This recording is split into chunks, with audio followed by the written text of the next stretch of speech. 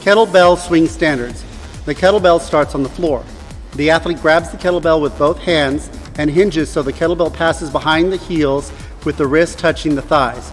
There is no requirement for flexing the knees. At the top of the swing, the kettlebell must be inverted fully, bell over the handle, centered over the feet with the hips and knees fully extended and arms straight.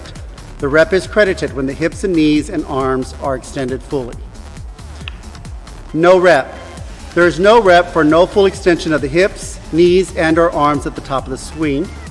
No rep if the kettlebell is not inverted fully or if the kettlebell does not pass behind the knees. That's hard. That's a hard one to do, but Kettlebell Snatch standards.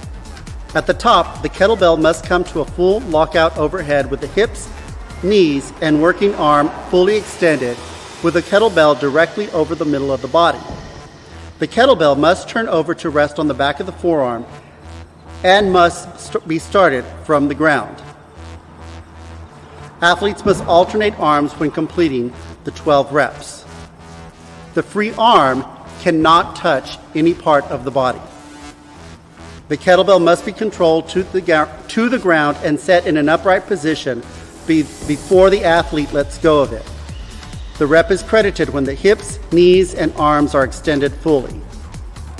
There is no rep if the athlete drops the kettlebell before it has settled on the ground, and there is no rep for no full extension of the hips, knees, and or arms at the top of the snatch.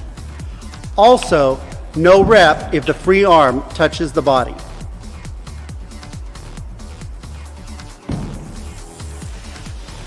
Plank standards. The hips must be in line with the torso and legs. Keep the legs and glutes contracted. Athletes make plank in the forearm position or on hands with arms fully extended. There is no rep if the hips are not in line with the torso and legs.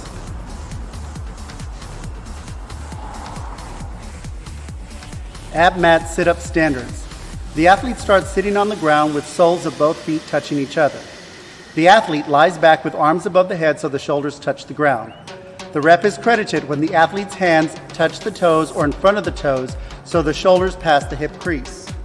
There is no rep if the shoulders do not touch the ground at the start of the sit-up.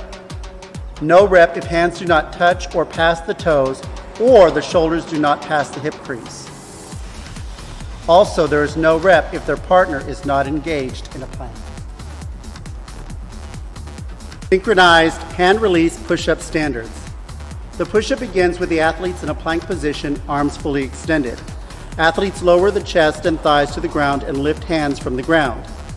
Athletes then push upward to return to the plank position with hips off the ground. The rep is credited when the athlete's arms are returned to the full extension and when athletes perform the movement at the same time. There is no rep for not lifting the arms at the bottom of the push-up, for not fully extending the arms at the top of a push-up. If the hips are not off the ground at the top of the push-up, that is a no rep. Or if athletes do not hit the bottom or top of the push-up together.